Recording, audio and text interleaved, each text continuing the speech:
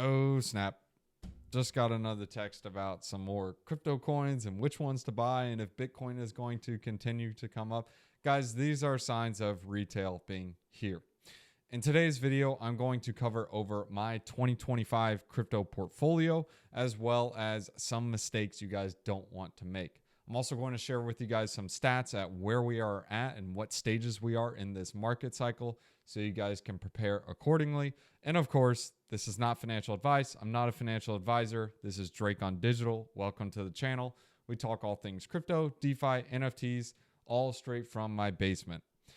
Not really. So let's go and get into some stats. First off, where are we at in this cycle? Well, if you take a look at Bitcoin dominance, we are finally starting to peak out. When Bitcoin is strong, Bitcoin dominance is high. This means altcoins can't run. So if you're not holding Bitcoin, you are underperforming the market. If you're new to crypto, your whole goal is to either outperform Bitcoin or simply just hold it. Because if you're underperforming Bitcoin, you're working too hard. Just buy Bitcoin. So if you are not looking to get aggressive and get into the market and research any, you're better off just holding Bitcoin. Not financial advice if you're simply just trying to get exposure to the crypto markets. But Bitcoin dominance, you can see here, we are starting to top out. We will probably get a spike above 60 to fake people out or shake them out, whatever you want to call them. And then we will get the retrace down. If you take a look at the altcoin season indicator or index, you can see here we're starting to climb into an altcoin season. The last time that actually, it's happened a couple of times. But if you scroll back, going based on the 4-year cycles, you can see right here in late 2020, which if you go 4 years to now, which is around this time, November 2020, this is where we go into the parabolic altcoin season. Altcoin season does not last extremely long. It's only a few months. So guys, you have a few months to literally make hundreds of X's. Yes, you do make hundreds of X's and sometimes even thousands if you guys are preparing accordingly. Simply just going out there and buying any random altcoin is not the way to do it. But don't worry, I put together a list of the tokens that I'm looking at and what I am doing. Of course, these are not all of the altcoins, but these are just a good position of them. If you want to see exactly what I'm doing in the markets and all the coins, you guys can join the Discord. The link is in the description below. Now, altcoin season, we're starting to enter into it. Usually when you make a bull flag like this, this results into continuing the trend and going upwards. But that is where we are at into Bitcoin/altcoin season. We're starting to enter into altcoin season. So if you're fully allocated to Bitcoin, not financial advice, but it's probably a good idea to start to allocate towards some of these altcoins. We're already starting to see it now. A lot of the OGs, the Dino coins, people were like, oh, these are dead. Like you're seeing Cardano pop, you're seeing XRP pop, you're seeing Chainlink pop. You're seeing all these different quote unquote Dino coins pop. This is retail. That's all they know. They just know last time they left crypto, they were holding these old bags. And now they're like, Bitcoin's at all-time high. I miss Bitcoin. What do I buy? Well, I remember I held this coin last time, so I'm going to buy this one. And that's what people are doing right now. If you look at crypto fear and greed, we are at highs. Now, this is not necessarily a bad sign, but it's also not a good sign. The good thing is that you can stay into this peak greed euphoria point for a few months, especially in a bull run. But the bad sign is this will eventually retrace and end in a big correction. And corrections are good for a bull market. So the very first correction, not financial advice, but it's usually a good time to buy. The second and third, that's probably when you want to start taking some chips off the table, not on the dip, but thinking about doing it on the next rally up. Because that's typically what happens in a bull. But you can see here, last time we peaked around peak greed was, again, if you saw the altcoin index that we just showed, we had about 3 months of peak greed from November, December into January, a little bit into January. Then we dipped off, we had a wreckage, and then we had that pop up. That second pop up, that's when to take some chips off and allocate a little more into Bitcoin, because Bitcoin usually takes its second leg up again. But anyways, that's beyond this video. Going back to Bitcoin dominance and what's been leading Bitcoin, you can see here that the ETF flows are extremely strong. You can see here that Bitcoin flows are crazy right now. 490, 1,005, 773, 829. And these are in the millions. So when you have 1,000, that means a billion. So these flows are a lot right now. And this is really good for the Bitcoin markets. And if you understand how the crypto cycles works, it starts with Bitcoin, then it flows to Ethereum, large caps, and then alt season. Ethereum has been slagging right now, and people actually have been skipping this and going to large caps. Don't fade Ethereum. I'm not saying almost positive, but Ethereum is going to get its turn. It's going to get its time. I give it a couple of weeks, and Ethereum will also reach its all-time highs with Bitcoin. It has just been getting the complete back burner because people are chasing shiny new toys, which the original crypto OGs, they're actually trying to skip the Ethereum. And then the newer participants are like, I ain't buying Ethereum because it's $3,000 a coin. I'm going to buy some of these other things that are just like 99% off. And eventually you'll get the flows into Ethereum. And you also have ETF flows going for it. So Bitcoin and ETH are the only two that have the ETF flows. So going back to the flows, it starts with Bitcoin, then it goes to Ethereum, then it goes to large caps, and then it goes to your alt season. Right now, we are in the large caps of the quote-unquote alt season, which will trickle down into the meme coins and the smaller caps.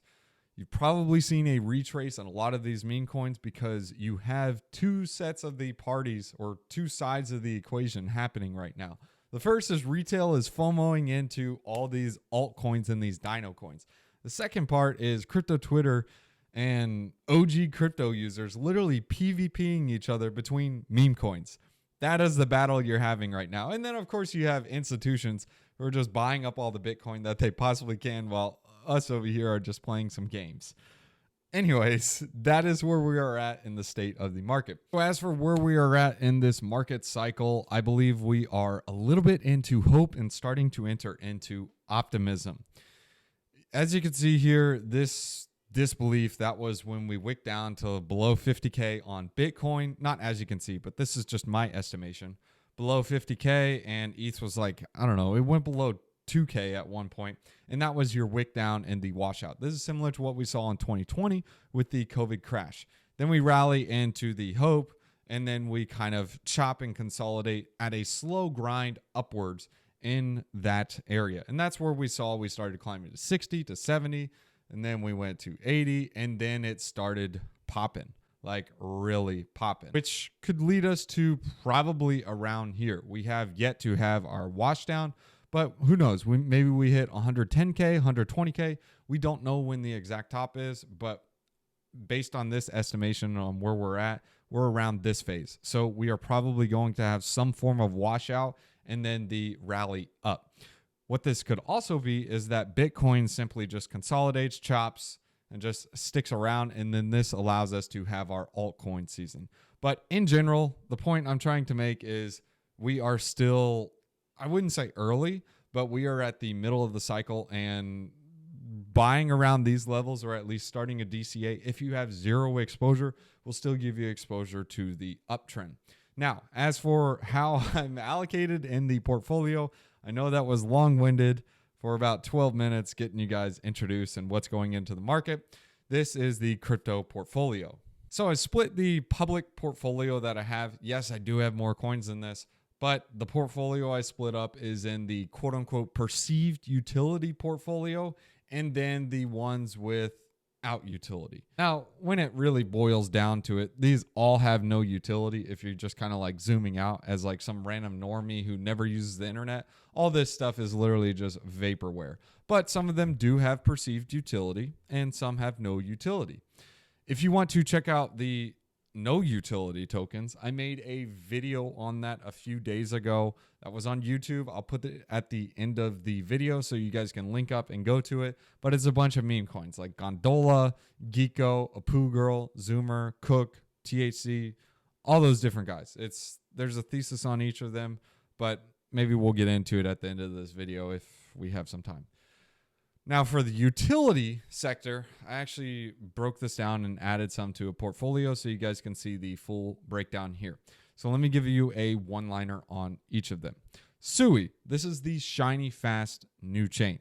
This is, in my opinion, going to be the Solana for us this cycle. If you have not used Sui, that's okay. Now is a great time too. Using some of the protocols, you may even get some airdrops.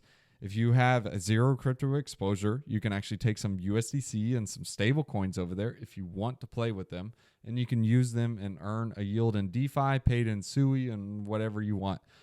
You guys already know how I feel about stable coins, but to each their own. You do what you want. To me, stable coins are more of a transition period. Just learn last bull run. Stable coins are not always so stable. Just look at the chart on USDC, a historical chart, and you might have to zoom in, but there were a few days, actually almost a week and a half, when we were just having all kinds of issues with like banks, crypto, lots of FUD, and it went down to like 80 cents. I'm not about that game. Like the upside is zero, and well, the upside is you break even or keep your same money, and the downside is zero. I'm not about the game. I'm into asymmetric bets. I'm into crypto for asymmetric bets, not to hold a stable coin and earn like 5%. I learned that the hard way, lost a lot of money. So if you don't believe me, it's okay. Play around with some stable coins, learn your lesson, learn from the school of hard knocks, lose some money, and then maybe you'll feel the same. Sui, shiny fast, new chain. It's extremely fast. Like you click on the transaction, it's like ba ba ba ba ba ba ba ba ba. It's fast. It's good. The next one is Render. So do not fade this, guys. NVIDIA is basically like the big dude in the room.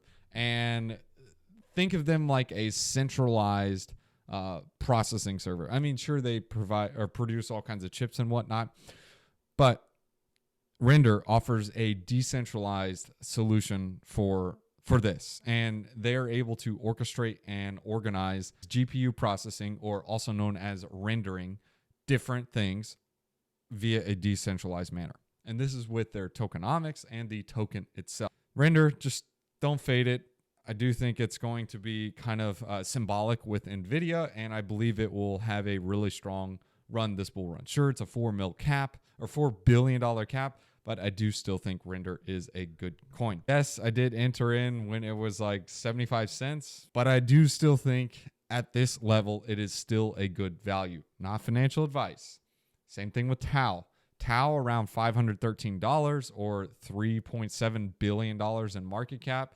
These, of course, are circulated valuations. The FDVs are higher on some of these coins, especially Sui. Sui is like, oh, geez, I want to say it's like 30 billion, but a lot of those tokens are locked up and yet to be released. Yeah, Sui's FDV is $33 billion, so a bit pricey.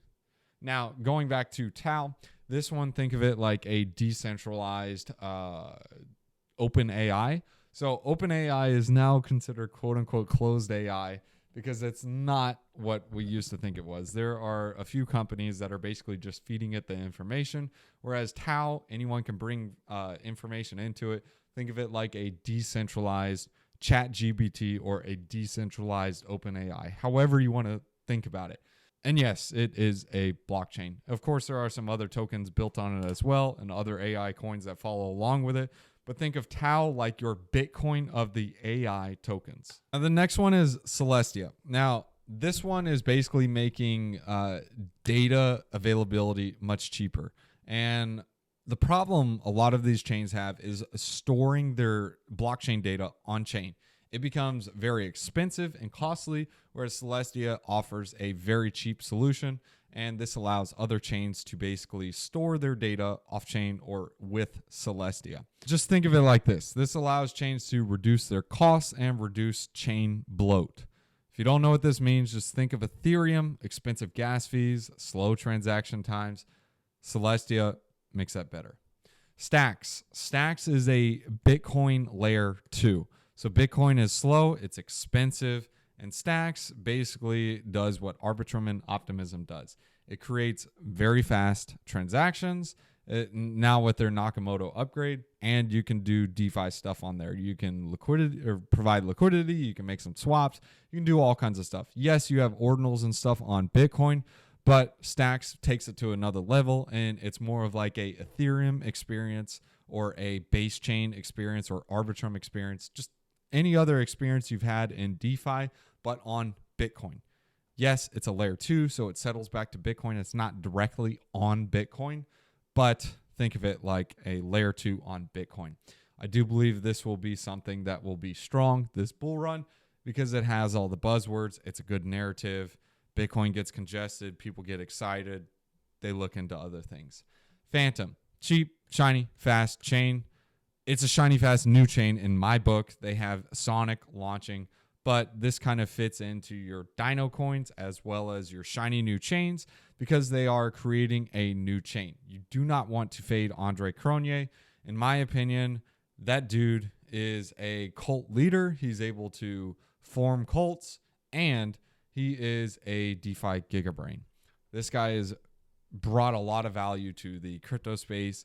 He created something that we know and love. I wouldn't say created something that we know and love, but he made what we know and love, DeFi, much better. Like, that was one of the buzzwords last cycle, and it was a really strong contender last cycle. But again, don't fade Phantom. Don't fade Andre. I like to bet on people, not Ponzi's. Sometimes Ponzi's are fun, but betting on the people is a better thing to do in my book. Don't fade Phantom. Shiny, fast, new chain. Yes, it is fast, and it's going to be even faster with Sonic. So think of it like shiny new chain, OG participants, Andre Cronje. It's got a lot of buzzwords. It's good stuff, and it's still at a 2.7 bill market cap. Whereas all the other stuff is literally like, dude, Solana, it's 100-something billion now. It's at all-time highs. Like, Solana, I'm not saying it's not going to keep going. Like, it's probably going to go to $1,000, $1,500 this cycle, maybe even more, but to each their own. Say, this one is a shiny, fast new chain. This is the redheaded stepchild compared to Sui. Sui got all the love, institutions, Raoul Pal, they all love this thing, whereas Say kind of got left on the back burner.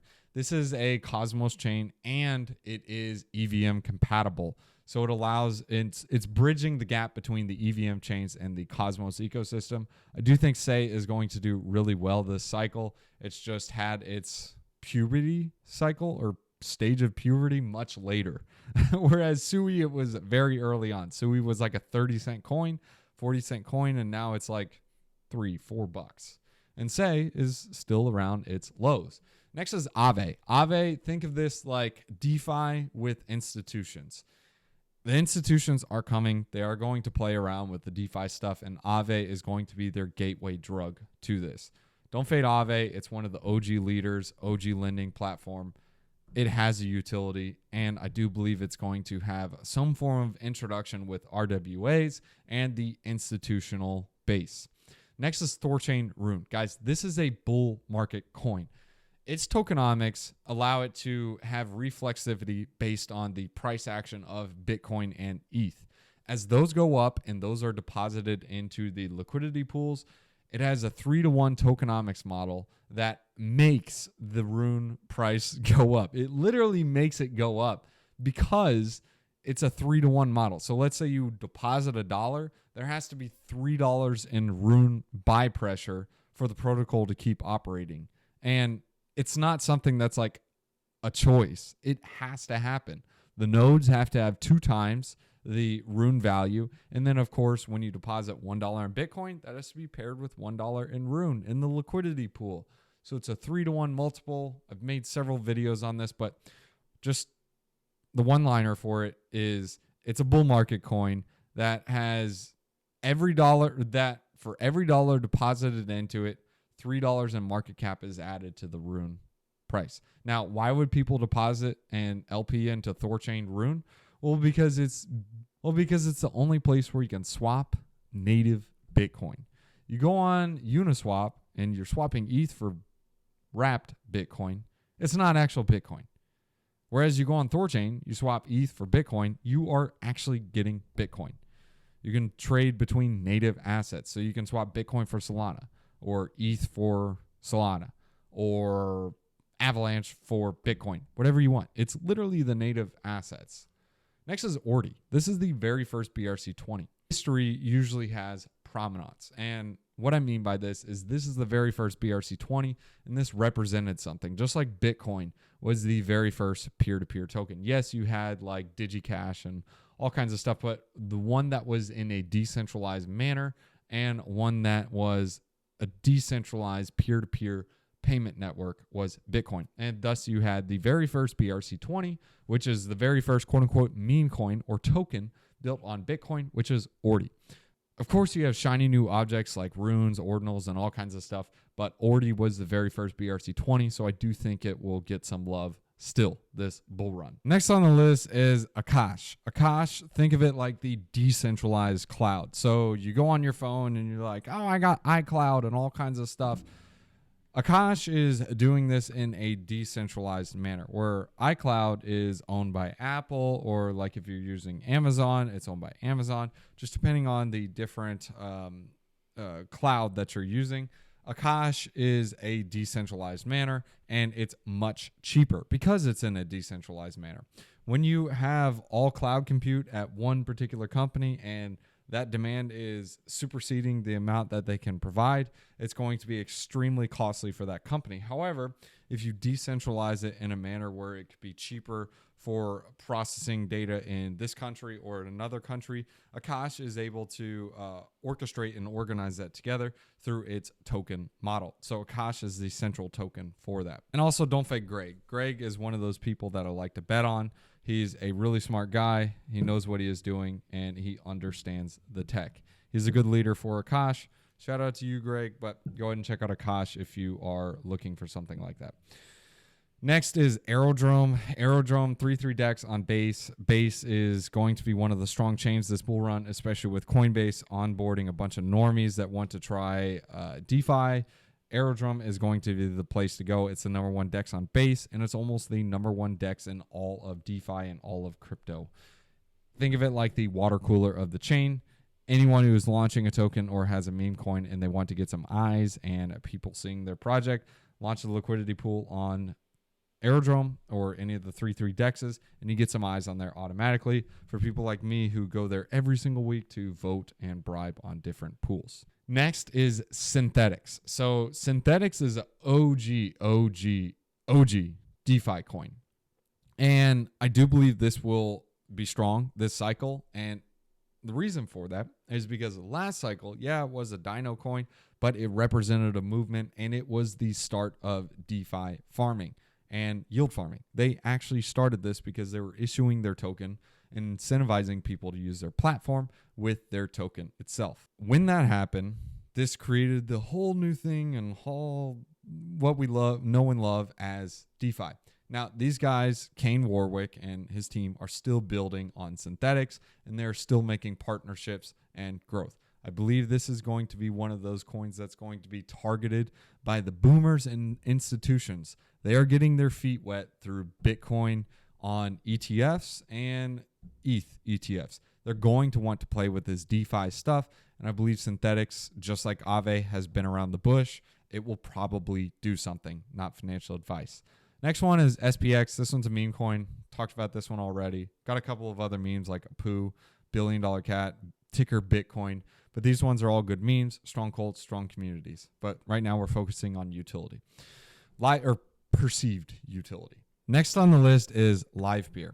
LivePeer is a decentralized transcoding network. So think of, for me as a YouTuber, I understand how this works. You upload a video to YouTube, and that time it takes to process that video onto the platform, that is what we call transcoding.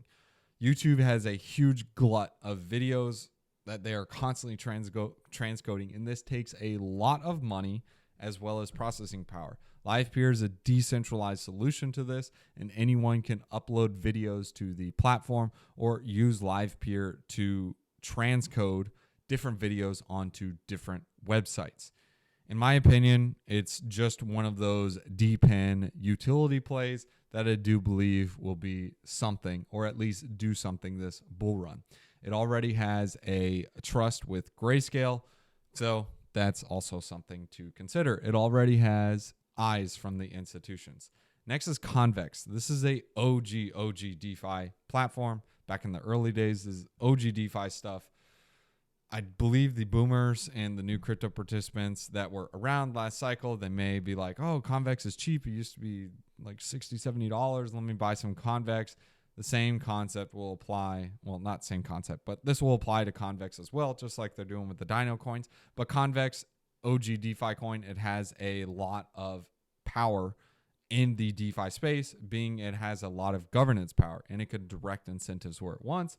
And when people want to use DeFi again, they will need to use Convex. And I believe that institutions will also eye Convex as a way to direct liquidity. So here's an example is I'm PayPal and I want to get liquidity for my stablecoin.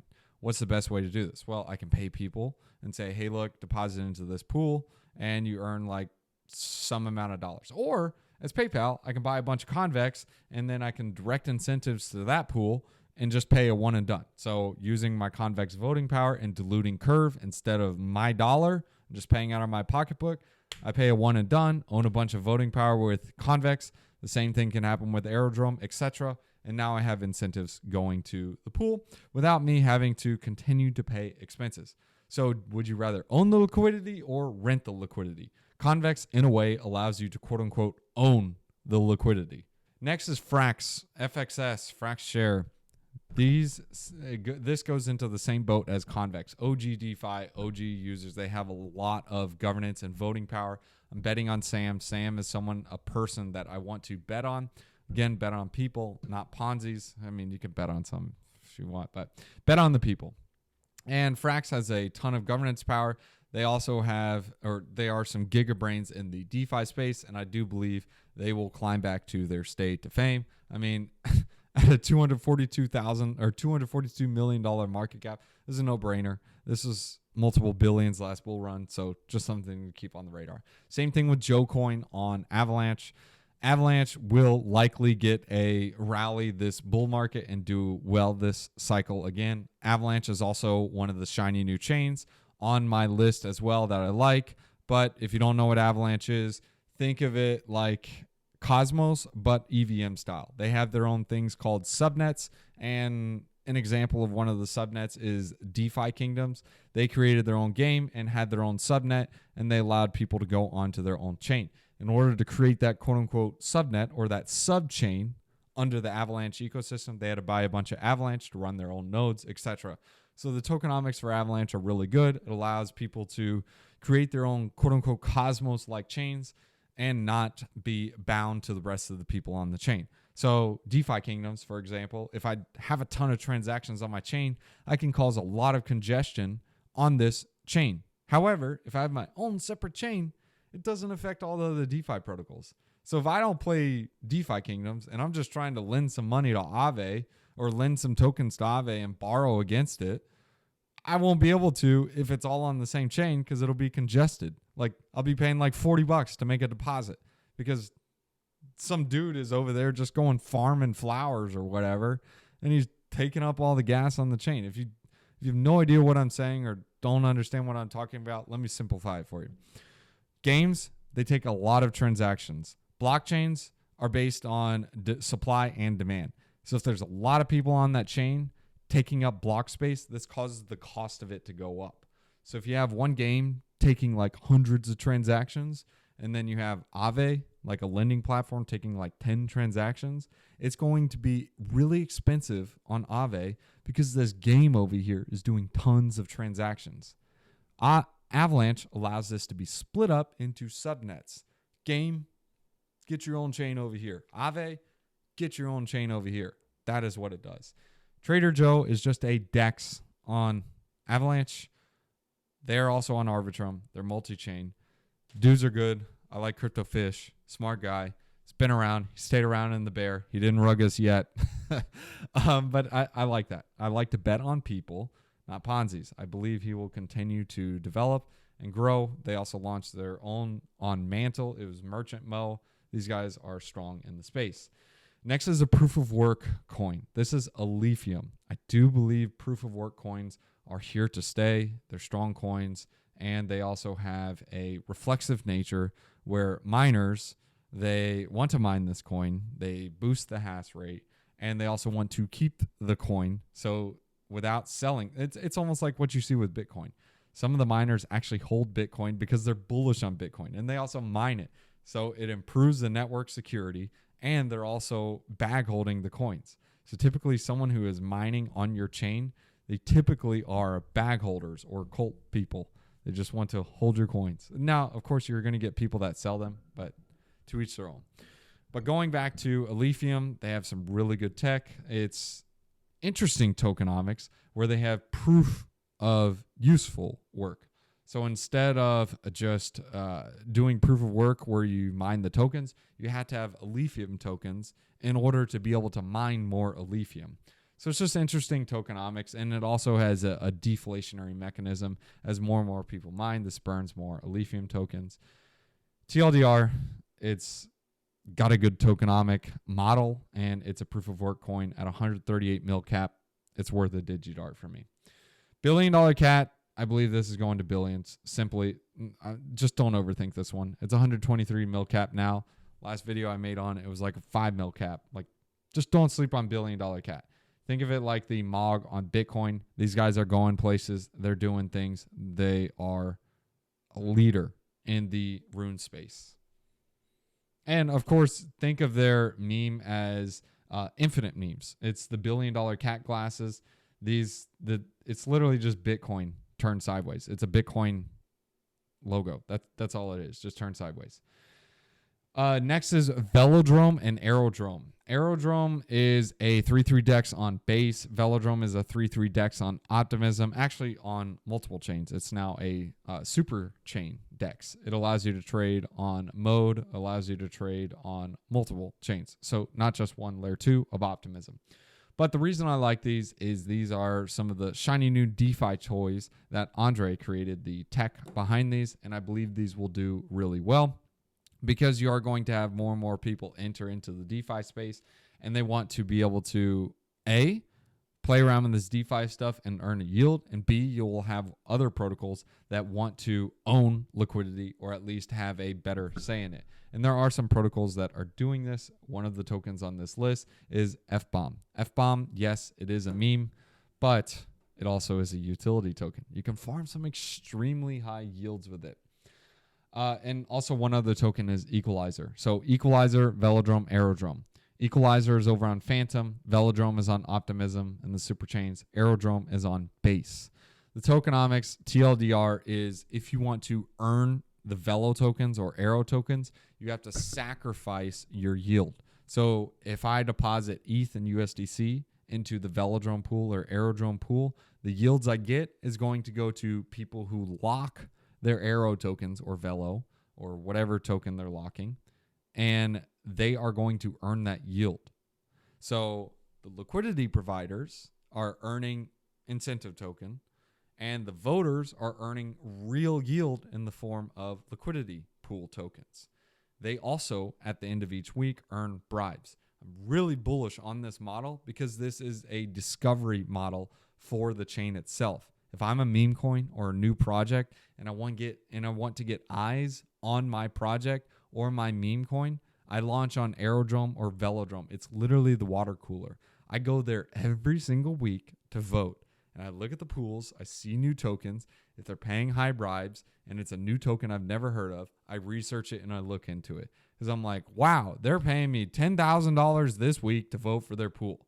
What is this token? And I research about it. Think of it like a discovery protocol or discovery mechanism for the chain.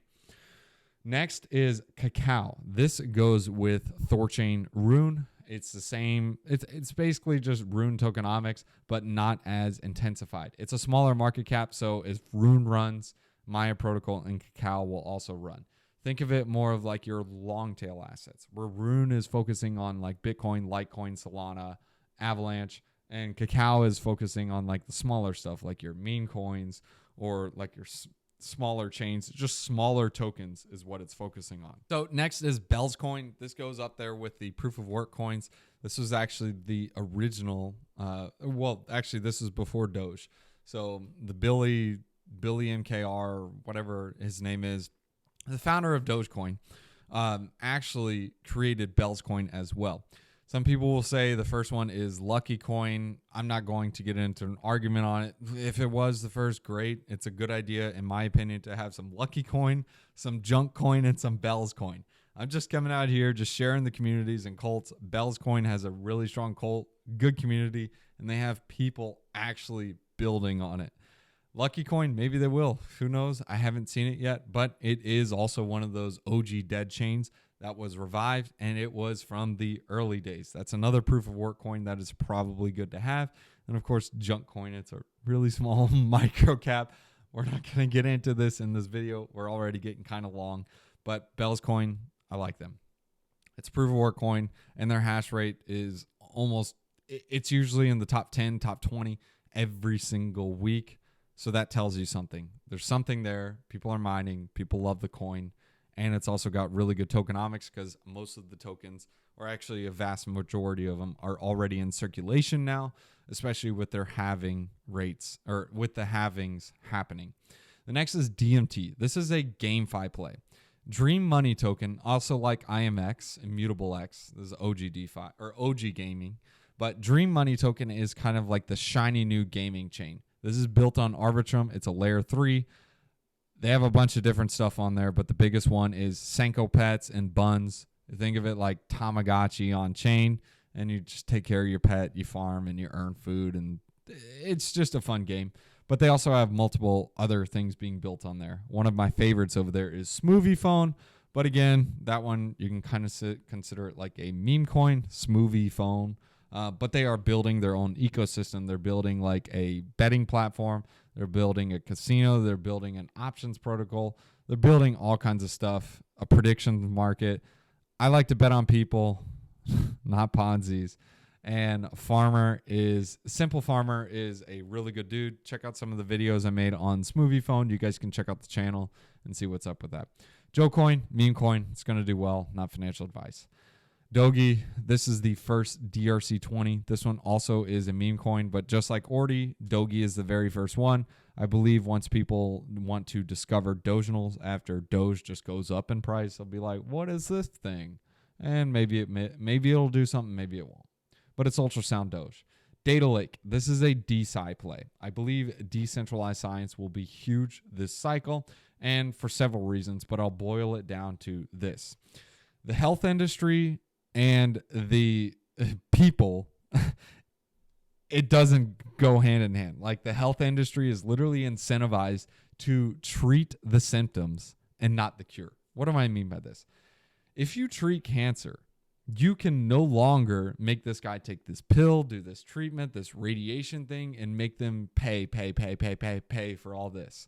If you cure that and you give them the one and done cure and it's over, they don't make any more money. They are not incentivized to do it. However, with DeSci, people can invest or buy that particular token or whatever that project is, and it's a decentralized funding mechanism. So they can use the tokens that's being bought, they sell into the people that are buying, and they use the money that they have to create cures or different, I don't know, whatever you want to call it. Let's just say it's a cure for cancer.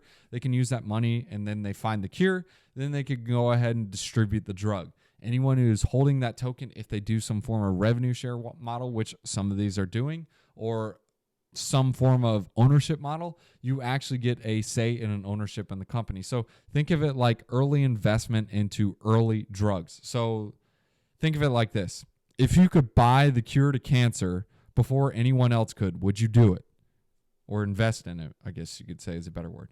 That is what you need to think of with DeSci in some of these plays. PaintSwap, Brush, this is a OG DeFi play. PaintSwap is a NFT marketplace that allows you to buy and sell different NFTs. They do a lot of volume. This is also a GameFi play as well. They created a new game called Esther 4. Think of it like RuneScape on the blockchain.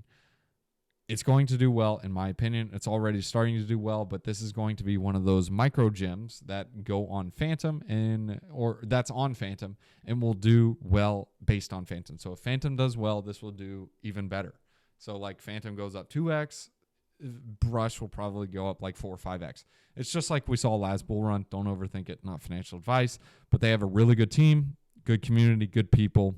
I like to bet on the people, not the Ponzi's, but the guys are sticking around. And they built one of the best NFT marketplaces, especially for the 3/3 dexes. It's good stuff. We already went into Equalizer. Next is Track. Track, they already had the tap airdrop. That's why you saw a nice price decrease, because basically, I wouldn't say it's a supply double, but you had dilution in the form that people now have the tap tokens, which people who are buying Track were probably getting the airdrop. But this is Benny's coin. And Track, think of it like the graph, but for Bitcoin. This indexes all the data, and it's just one of the utility plays that I think will do well over there. Yes, it is a BRC20 token, so it's kind of like OG old school stuff. But if BRCs get some love again and people get their eyes on ordinals, Track will probably get some exposure based on this. Taro and Beats, these are some OG DeFi protocols over on Phantom. But again, this goes back to betting on people and not Ponzi's. Yes, they are kind of Ponzi's because they are DeFi tokens, but they are generating revenue and they are really good protocols. In my book, they have a really good model for Beats, being that you can have a unbalanced, instead of like a 50-50 pool, you can do like 33-33-33 between different tokens if you want to have a basket of assets and earn a yield. In my opinion, it's just a different way to earn liquidity. It's called quote unquote balancer tech. And Beats is just another introduction to that. And they are on Optimism and on Phantom. But I like the team. I like earning my bi-weekly bribes, and I like earning my rewards with their voting and governance model. And I like to provide liquidity with my Phantom and my Beats over there. Teddy Bear. This is a meme coin, but this is over on Hex or Pulse Chain. Guys, don't sleep on Hex and don't sleep on Pulse Chain. I get it. Like, do you want to be right or do you want to make money is the point I'm going to make. I mean, I get people hate Richard Hart's guts. I get people don't like the dude. Just put all bias aside. They have cults. They have a community. People over there, they love the guy. They basically they like Richard. Another example is like WBTC. I have some of this on Pulse Chain. Win repeg. Win one Bitcoin. Or like PDI. I do believe these are some pretty good coins to have over there. Not financial advice, but I don't know. We'll see what happens. It's over on Pulse Chain. But yeah.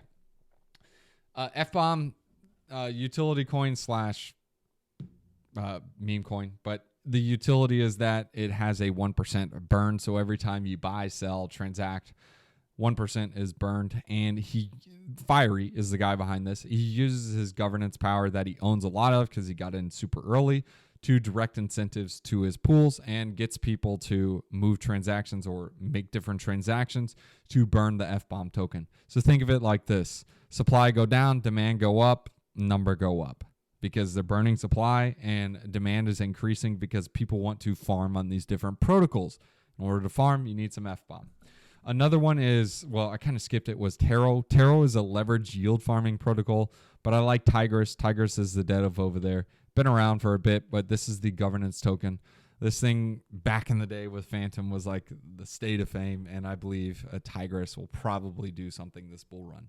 MCLB is a governance coin, but this one also does have some buybacks from the revenue that they earn from FBomb. Fiery is swinging millions of dollars in DeFi. Don't sleep on MCLB. I believe it's going to do well. It's one of his babies. It's sub 10 mil. No-brainer for me, especially with the size treasury that they have. It's just a no-brainer. Think of it like stock buybacks, but for a token. And the stock is MCLB, and it's basically their company, I guess you can say, earning yields from these different DeFi protocols. He's been around in the bear. He's been around in the last bull run. He knows what he is doing. He gets in early on these protocols and gets a very, very favorable voting power because he's able to get in cheap because he knows what he's doing. Next is Pulse Chain, PLS. Guys, it's basically the Hexus cycle. I'm not going to go on it any longer, but you saw what Hex did last bull run. I'm not here to judge. I'm not here to be like, this is the next best thing since sliced bread. It's just, do you want to be right or do you want to make money, man? Anyways, guys, thanks for tuning in. I hope you guys enjoyed this video. I know it's kind of long. I don't want to bore you guys with the rest of the memes. If you want to check out these memes, check out the previous video I made. If you guys want to jump in the Digi Squad Discord, where basically you can see what I'm doing in the markets, what my plays are, and you can also chat with a bunch of other DeFi degens just like you. I'm a lot more active over there. I'm active every single day over there, just looking at what's going on in the markets. So if that's your cup of tea, links in the description below. Drop a like, subscribe to the channel. Proverbs chapter 19, verses 8. The one who gets wisdom loves life, and the one who cherishes understanding will soon prosper. I gave this one like 2 videos ago, but I think this one is important. Seek after wisdom and seek after understanding. These are massive. Reason is because if you are not a student and you think you are the teacher and you know everything, that's when you get caught with your pants down and get absolutely roasted. I'm a student of the game, and I will always be a student of the game. I am learning every single day. Thanks for watching, guys, and make sure you guys give all the glory to him because he gives everything and he provides the increase. Peace out, guys. All right, guys, we went through the coins. Now we need to talk about some mistakes. Now, these mistakes were literally mistakes that I made last bull run, but I want to boil it down to 4 different mistakes. In my opinion, these are really important to follow because these were ones that cost me a bunch of money, and I don't want that same thing for you. This is why I'm sharing these mistakes with you. The very first one is position sizing. Position sizing was huge for me. If I had high conviction on something and I'm putting the same size of that position as I have something that I have 0 conviction on, what am I doing? If you have really high conviction on something, that's worth some sort of value. If you put in the research, put in the time, make sure you pay yourself for it.